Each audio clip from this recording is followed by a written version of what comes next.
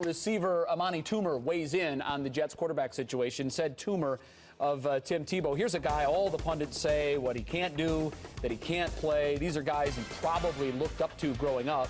All of a sudden, you get your opportunity to be on the big stage, and all these guys are talking bad about you. And he still, no matter what happens in the fourth quarter, he makes plays and wins games. There's something to be said about that. I think the Jets realized that when it happened to them in Denver. I think they fully believe in him. I don't see Sanchez being the starter the entire season. Is he right?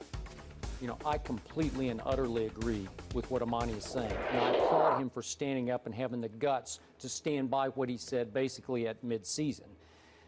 But it seemed like in your locker room that there was joy. Again, Peyton's the greatest regular season quarterback ever, but there was almost like good riddance joy about we're out from under Tim Tebow. Am I misreading that? Not necessarily. I mean, Peyton is a Hall of Famer, and he's a great player. And I think, Tim Tebow, he's still improving. He's a young quarterback, and you have the trial and tribulations as a young quarterback.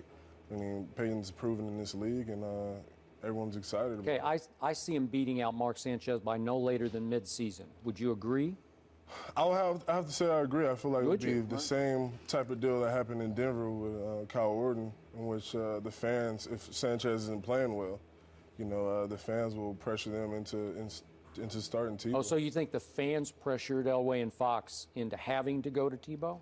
It was a little bit. It was a little bit. And, I mean, Orton didn't play well in that Charger game where he got benched. And, they didn't really have a choice, and sometimes it comes down to that.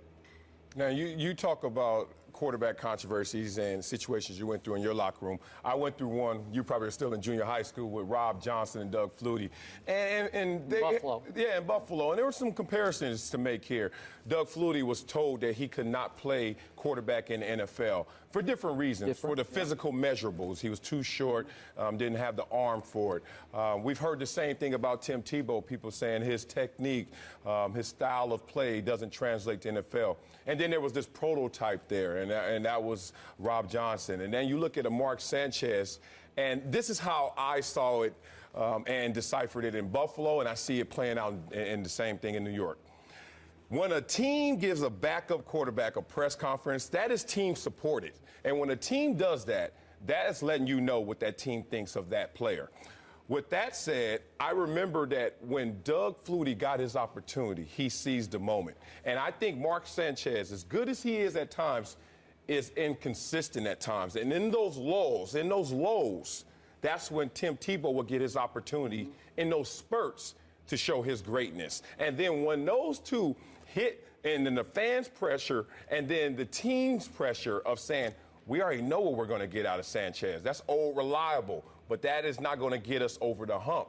Let's try the new thing. Let's go with the upside. Let's go with the unknown, and that is Tim Tebow in this locker room. Yep. And then when all those things hit in a perfect storm, I think Tim Tebow actually will be the starter. But for his team. You're a fan of Tebow. You even got a picture with Tebow up on your Twitter. I'm a fan of Tebow, but I'm saying this without the bias because the same way that I saw Rob Johnson lose his position because of injury, I think Mark Sanchez may lose it because of injury. But it may be a psyche injury. It might be a mental injury because people don't have confidence in him. I agree. And if you talk about a guy who can make you play better, that's a guy who has the building blocks of building that confidence with teammates.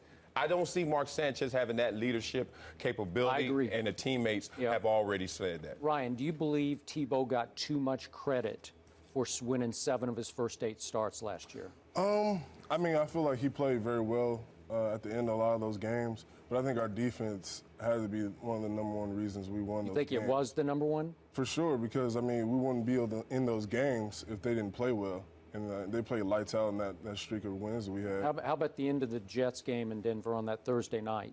95 yards, 12 plays? Like I said, I mean, he did play well at the end of games and at stretches at times. But it just seemed to me, once he was gone, I heard no thanks for the memories from anybody in the Broncos locker room, except maybe Brian Dawkins. I'm not even sure he'll be back. But he was a big Tebow supporter because they bonded spiritually. And yet, I didn't hear much thank you to Tim Tebow. Did you sense that? Not really. I felt like, people were thankful what Tebow did for the Broncos in that year, in that stretch. I don't think, there was any resentment there. What was the general mood, though? Was it that he was moved out? Was it relief? Was there sadness? Was there excitement? I mean, clearly Peyton coming in, but I mean, there was a little excitement for change, and Peyton Manning. Everyone wanted Peyton Manning. Can't argue with that.